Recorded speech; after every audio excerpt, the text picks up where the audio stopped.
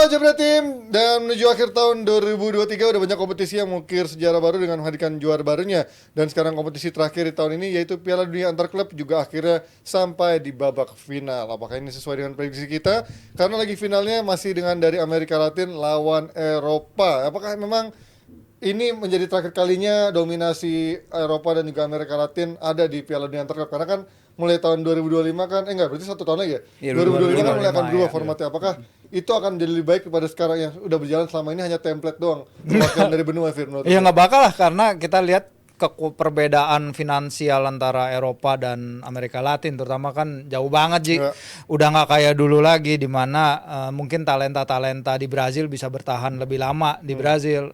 Kemarin juga ketika ngobrol sama Luciano Leandro dia bilang emang di Brazil itu dari 17 tahun udah di prakontrak sama klub-klub Eropa. Jadi kalau kita lihat terakhir tim yang non Eropa yang juara Corinthians ya 2012 lawan Chelsea. Setelah itu harus mundur lama lagi ketemu internasional kalau nggak salah ya. Itu berapa 10 tahun setelahnya lagi. Milan ya? Bukan ya? Pokoknya udah lama banget juga. Jadi masa-masa di mana dulu Juventus kalau main di Piala Dunia, Piala Interkontinental sempat kesulitan. Sekarang ya kita lihat lawan Fluminense udah terlalu jauh kayaknya. Tapi dengan adanya Piala Arab nih, lo harusnya 5 tahun ke depan. Apakah Piala Arab dengan, walaupun mungkin kata orang pemain-pemainnya udah tua gitu ya. Cuman kan somehow kayak Benzema nggak tua-tua amat lah, Milinkovic Savic dan segala macam, harusnya masih bisa lah mengimbangi kekuatan Eropa nggak menurut lo untuk ke depannya? Gini Ji, sebagai anti Liga Saudi, makanya gue tahu kan lo. Iya, sebagai tim yang anti. Cuman gini, kita lihatnya bahwa soal kualitas, soal udah pada tua, itu bisa dikesampingkan dulu. Bagaimana pemain-pemain yang didatangkan oleh Liga Saudi itu mampu mendongkrak popularitas dulu aja gitu, bahwa mereka mau di liga ini gitu, karena nggak gampang juga mendatangkan pemain-pemain tersebut. Nggak cuma pemain yang tua aja, ada juga pemain yang lagi prime time-nya, lagi peak season, lagi peak age-nya datang ke Saudi. Artinya bahwa mendatangkan pemain itu nggak cuma sekedar kualitas atau performa mereka, tapi lebih tujuannya untuk mendongkrak popularitas di liga tersebut. Dan kalau untuk disandingkan nanti apakah mampu meningkatkan performa mereka di tingkat interkontinental, itu masih banyak lagi variabelnya gitu. Ternyata kayak kemarin juga Nasr atau siapa kalah juga gitu kan. Artinya bahwa itu masih banyak stepnya untuk ada di level, bisa compete di level tertinggi. Ya kayak si klubnya si Nuno juaranya Arab kan dia dipecat abis kalah lawan timnya Irak pada November kemarin. Si itu ya, Yofi itu ya. Siapa? Nuno, Yofi dan Nuno benar. Yang ke Forest. Nuno yang ke Forest sekarang ya, yang Al Ittihad ya. Al Ittihad kan mereka kalah lawan tim Irak gitu. Jadi emang kalau kita lihat market value Liga Arab naik, tapi kalau untuk bersaing di level Asia yang udah mapan ya, apalagi tim-tim Jepang, tim-tim Korea Selatan itu kan udah mapan di sana. It takes time pasti, tapi jangan write them off kalau misalnya mereka nggak akan kemana-mana. Kalau emang project ini bisa dijalanin secara konsisten dan kesinambungan, pasti bisa ke depan. Nah, tinggal masalahnya bakal konsisten kesinambungan. Kalau lihat aja mega-mega project yang ada di Arab, lu lihat aja konsisten nggak? Nggak bakal. Iya, gue sih ngeliat itu bakal sustain ke 4-5 tahun ke depan. Enggak. Mentok-mentoknya saat dia menjadi tuan rumah World Cup abis itu selesai. Ya, maybe not. Walaupun mungkin nggak sampai 2030, 2034 juga enggak kayaknya. Tapi kan kayak timnas Jepangnya bisa mengejutkan nih, sistem turnamen atau sistem friendly ataupun di kualifikasi gitu. Maksudnya apakah memang ketika nantinya ada kemungkinan ke depannya ketika Jepang juga makin bagus kayak sekarang generasinya, ada chance di sana. Apalagi kan kalau yang juara Eropanya mungkin bukan City, kadang-kadang ada tim yang menang juara Eropa karena ngandelin pragmatisnya. Ada tuh yang kayak MU kan pernah kalah sih, ingat gue tuh dulu zamannya Ferguson dulu kalau salah di Piala Toyota belum Intercontinental kan. Lawan Meksiko apa lawan mana gitu. Jadi ketika tim yang memang bukan mainnya sedominan City secara gaya main, ada nggak chance ke depan menurut Jal? Menurut gue ya ini Jepang contoh paling bagus ya. Jepang tuh contoh paling bagus, harusnya jadi benchmark negara-negara benua lain kalau soal memajukan sepak bolanya ya. Karena Jepang terbukti dari hasil pun juga mereka konsisten dan juga meningkat tiap musimnya di keikutsertaan mereka di ajang internasional. Jadi menurut gue Jepang ada potensi untuk ke sana. Tapi kalau soal negara-negara Amerika Latin dan juga Afrika dan segitu masih terlalu jauh. Walaupun selama keikutsertaan tim-tim Amerika Latin ini di ajang Piala Dunia Antar Klub itu kalahnya nggak pernah kalahnya dominannya kalah telak-telak banget. Selalu bisa menyulitkan sebenarnya. Menang itu tipis-tipis, kadang adu penalti, kadang juga kalahnya cuma 1-0, 2-1. Sebenarnya tipis-tipis, tapi ya itu lagi-lagi tim-tim yang gue lihat di tim yang bisa bersaing di di Piala Dunia Antar Klub ini banyak banget pemain-pemain itu cuma stepping stone aja, ajang-ajang kayak begini. Mereka ujung-ujungnya tujuan mereka kiblatnya ya pindah ke Eropa juga. Jadi gue nggak heran kalau ujung-ujungnya udah berapa tahun, udah 10 tahun terakhir berturut-turut juaranya selalu dari ranah Eropa, ganti-gantian doang. Kalau Jepang punya rencana untuk memajukan persepak bolaannya dan juga menyulitkan pihak dari benua lain, Rizal punya niat untuk memajukan jam tapping kita DTI. Tadi harusnya jam 5. Apa iya? Setengah 5 dan menyulitkan semuanya. Tujuannya apa sih? Tujuannya ngapain? Gue gak ngerti tuh. Ada debat, Nonton ada debat. teater sama pacarnya gila. Nonton Bang. teater. Ada debat. Keren. Tapi kalau Keren, ngomongin Jan. 2025 tadi gue sempat bahas kan, Ya. kan ada chance untuk tim-tim Eropa pun nggak cuma dari juaranya, ada yang dari Oh, iya. peringkat 2-nya, Ya. ataupun 3-4, dari segala macam 3-4-nya. Berarti ini akan lebih kompetitif dong ke depannya, walaupun mungkin yang dominasinya juga Eropa juga gitu. Ya, jadi Eropa itu akan punya 12 wakil dari Piala Dunia Antar Klub yang akan di-expand jadi 32 klub ya. Basically kayak Piala Dunia aja. Setiap 4 tahun sekali 32 klub, 8 grup isi 4 tim.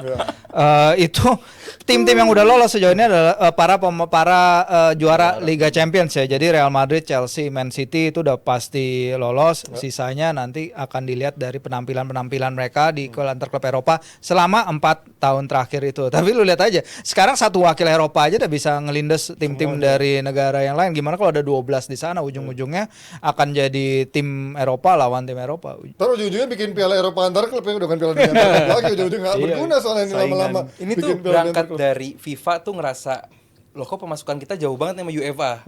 That's why mereka bikin bahwa dengan asetnya UEFA kita bisa bikin kompetisi kayak ya tapi yang dinaungin sama FIFA gitu. That's why mereka bikin kompetisi seperti Piala Dunia tapi diisi sama peserta-pesertanya peserta dari UEFA. Ini kan buat gua lucu gitu bahwa dan ini kan bakal menjadi 4 tahunan lagi nanti bakal diadakan setahun menjelang World Cup. Di mana tahun ini bakal ada 2025, Tahun ganjil ya. tahun ganjil 2025 sebelum nanti di Amerika dan lagi nanti 2029 sebelum nanti di Amerika Portugal, Spain dan juga Maroko. Kayak piala apa namanya konfederasi dulu kan untuk mengecek kekuatan atau kesiapan mereka menjadi tuan rumah. Buat gua ini kan bakal menjadi 27 hari turnamennya kan ya, 27 hari di tengah season. Di mana lu bakal cabut selama 27 hari untuk ikut turnamen yang buat gua nggak bergengsi sama sekali sih. Berarti di bulan apa ya? Akhir di tahun juga. winter, Juni, Juli. Iya, Oh, winter Iya. November. bukan Ya. winter. Enggak, Juni Juli 2025 tuh 15 Juni sampai 13 Juli. Nggak libur main Oh. dia Oh, berarti pramusim nggak ada dong? mungkin pramusim Ya, jadinya pramusim ikutnya di situ, ajang begini benar. kayak Anjir, penggantinya itu ini. mah Tapi capek berat juga. banget. iya, Makin menurut gua capek. ini hal yang aneh ya. Gue lebih melihat ini sebagai glorifikasi dari laga persahabatan aja, layaknya kayak pertandingan ICC. ICC yang di Amerika gitu-gitu. Karena ini liga Piala Dunia Antar Klub ini tiap tahunnya kalau lu tim-tim Eropa ya khususnya kayak Madrid, Munchen gitu-gitu ngikutan, kalau lu juara dianggap biasa aja, kalau lu kalah lu akan dicibir kan lu kok nggak bisa bersaing sih lawan Belum kalau negara-negara cedera. gitu.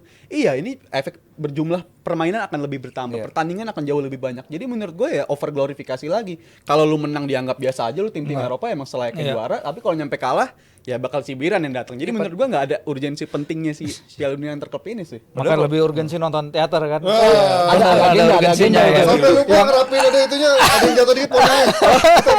Kalau dibuka rambutnya Kayak- ada garis iya. avatar tuh sana. Garis avatar. Nggak ada urgensi, tapi mungkin buat FIFA Enggak, yang susah ini sebenarnya lebih ke tadi kan kita bahas bagaimana nih saingannya untuk negara-negara non Eropa Betul. untuk bisa bersaing kan di Piala Dunia Antar Klub. 2025 kalau tahun ganjil dengan bergulir pada Juni Juli itu bergulirnya di tengah kompetisi Amerika Latin bergulir jalan. Amerika Utara dan Amerika Latin itu Juni Juli lagi jalan. Jadi mereka susahnya di situ. Sementara buat klub-klub Eropa ini kalau kita ngitung Piala Dunia, kita ngitung Euro, sekarang ada Piala Dunia Antar Klub itu, artinya dari siklus 4 tahunan itu artinya mungkin cuma satu musim panas di mana pemain-pemain Eropa yang top bisa istirahat Ji. Selain itu mereka ada agenda ini setiap tahun genap Piala Dunia, ganjil iya. genap kan itu pasti Piala Dunia atau Euro, terus ditambah Piala Dunia Antar Klub. Artinya tim-tim yang dari 12 tim yang akan terpilih ini ke Piala Dunia Antar Klub dibatasin ya, tapi tiap-tiap negara dua ya. Itu akan menghadapi jadwal yang luar biasa berat di saat FIFPro itu udah ngamuk-ngamuk Protes. minta waktu istirahat minimum antar kompetisi itu minimum 28 hari. Itu sama sekali nggak dipenuhi. Ini nggak dapat istirahat dong berarti? Nggak bakal dapat istirahat. Tabrak terus. Dan ngomongin nanti preview final antara City lawan Fluminense ini, apakah City akan turun dengan skuad terbaiknya termasuk Kevin De Bruyne yang baru join latihan dengan rambut barunya kan keren jadi. Iya, Kan nggak tapi jadi bingung. ganteng sekarang. Rapih Ya. banget kan. Tapi lu nanti apakah ini akan jadi laga yang serius buat City atau dia justru jaga-jaga karena sekarang juga lagi penting untuk di Premier League untuk Nggak. menjaga kondisinya. Peraturan kompetisi itu nggak bisa ada pemain baru yang masuk yang nggak main di semifinal. Jadi De Bruyne sama nggak boleh main. si Holland nggak bakal main. Aman berarti buat dimainin di Premier League ya. Iya. dia ya. Ikut aja dia. Iya. Tapi akan rotasi menurut lo? Menurut gua nggak akan rotasi karena kalau dihitung dari jadwal mereka main sekarang sampai jadwal mereka main di Premier League lagi itu kan jaraknya lumayan cukup, istirahatnya paling banyak lah City dibandingkan tim-tim yang lain. Nah, mereka baru main lagi sekitar tanggal 27-28. Ini menandakan mereka punya jadwal waktu yang seharusnya pemain-pemain ini kita fair-fair aja City nggak lagi dalam kondisi terbaik ya kalau gue bilang. Belakangan mereka nggak bisa mempertahankan keunggulan, ada beberapa pemain yang lagi underperform. Jadi penting bagi mereka untuk mainin skuad terbaik mereka walaupun lawannya Fluminense. Keren. Tetap mereka mainin Kayak pemain Grealish. utama dan mereka Rambutnya tunggu. gue pengen kayak gini, keren juga. Coba Cakep ya. Gini ya. Cocok lu. Cocok ya? Bisa, Tapi bisa. jangan warna kuning gitu ntar jadi kayak Mardel gue. Terus Jadi menurut gua dengan jadwal waktu yang ada seharusnya mereka memanfaatkan ini, pakai pemain terbaik lo walaupun nggak akan diperkuat sama De Bruyne sama Haaland, tapi harus dimainin agar bisa pemain-pemain itu dapat lagi feel-nya supaya mereka mantau untuk liga setelah ini. Ya season starts now bagi City ya. Ya, lagian nggak mainin Haaland sama De Bruyne juga pasti. tidak mengganggu Iya. atau tidak bikin bahwa City jadi sedikit timpang sih, apalagi lawannya sorry itu saya cuman Fluminense gitu ya. Dia oke lah, bagus. Dia bilang oh ada Marcelo-nya. Jauh lah gitu sama City Iya, gitu. veteran juga. Jadi buat gua ya ini apapun timnya gitu. Kemarin aja gua kaget, gua kira bakal Ortega yang main. Cedera gak sih Ortega? Tapi tetap ada ya. Makanya yang main Ederson juga kan, berarti bahwa ya ini bakal menjadi turnamen yang mungkin secara waktu, secara jadwal tidak dipengenin sama Pep, cuman ya udah mereka udah di sini, mereka udah juara Eropa, mungkin sekarang mereka pengen menjuarai dunia. It's time. Ya ini bener it's time menjadi bagi City karena ini tim yang emang lagi mengukir sejarah dari sekarang, dan gua rasa Pep nggak mungkin lah memantau suatu trofi itu nggak dimenangin sama dia tuh. Gua rasa itu bukan karakternya Pep banget ya, apapun gelarnya dia bakal dia Kecuali kejar. Community Shield ya. Itu Charity Shield kan cuma ajang begitu doang, pemanasan. Tapi kalau ini gua rasa tetap ajang yang mau dikejar dan kan ini gelar pertama dia berarti kalau menang ya? Iya. Ya kan di karena kancah. baru Bagi juara Liga City. Champions sekali Di kan? Barcelona apa pernah ya? Enggak, bagi City Oh, iya, enggak. Oh, tapi bagi kalau City dia maksudnya. udah 3 kali, 2 Sama kali City Barcelona, maksudnya, sama 1 di di City. Munchen. Iya, ya kan di City pertama Baru kali juara main, Champions. pertama kali Juara juara Liga Liga Champions. Champions. Ya pasti dikejar sih kalau kayak gini kan. Makanya. Karena bawa Jadi aja dulu jatah. kejar beruntun 4 tahun kan, artinya Gelar jadi- ke-16 bisa jadi gelar ke-16-nya Pep bersama Individu. Manchester City. Gila Bersama sih City. ini, ya pasti ini Sama trofi akan dikejar, makanya nggak heran kalau dia akan main skuad terbaik ya. Tapi kalau kita melihat ini City kan juga dengan adanya KDB udah balik juga, dan sekarang kemarin hasil yang membuat siapa Liverpool kemarin ketahan On ya? Palace dia. Oh iya, Seri iya. on Palace. Dan juga sekarang hanya beda 5 poin kan. Orang pada bilang City kalah 5 poin tuh hasil yang nggak jauh loh, nggak jauh. Sama Arsenal 8 poin. Betul, tahun dan lalu. Liverpool Iya. Arsenal akan ketemu kan di akhir Iya. pekan ini. Kita nggak akan bahas Liverpool Arsenal lagi. Menurut Iya, lo nggak apakah usah. udah ke panic button untuk City untuk sekarang dengan 5 kekalahan dari 6 Sangat enggak lah, sangat enggak. Enggak 5 kekalahan ya? Sangat Satu enggak panic menang button sih, dari karena Pep Guardiola dan timnya pun tahu kapan mereka harus turning point gitu. Di tahun lalu puncaknya waktu mereka kalah dari Southampton di Cup Carabao. Iya. ya. Terus Gundogan bilang bahwa ada yang hilang, orang bilang bahwa oh ini City bakal makin turun, tapi cuma kayak begitu doang. City kembali menjadi City, performanya balik perubahan lagi. sistemnya itu ya. Langsung aja gitu. Jadi orang mungkin bilang bahwa ini tim lagi krisis ini itu, cuman ya Pep dengan timnya tahu cara untuk kembali ke track mereka, dan ya gua nggak pernah khawatir dengan City. Tapi ada yang agak mengganggu bagi gue ya soal netizen yang ngomong City ini ahlinya late game segala macam. Padahal faktanya satu-satunya musim di mana City bisa ngejar di akhir itu cuma musim lalu doang. Selebih dari itu City itu emang konsisten di Nah, puncak. sama Liverpool? Liverpoolnya bukan botot, itu Liverpool ngejar sampai akhir. City-nya tetap di puncak. Setiap juaranya City sama Guardiola itu sebenarnya mereka selalu ada di Nggak, puncak. waktu Liverpool Dominasi. juara bukannya dipepet juga sama City sempat ya?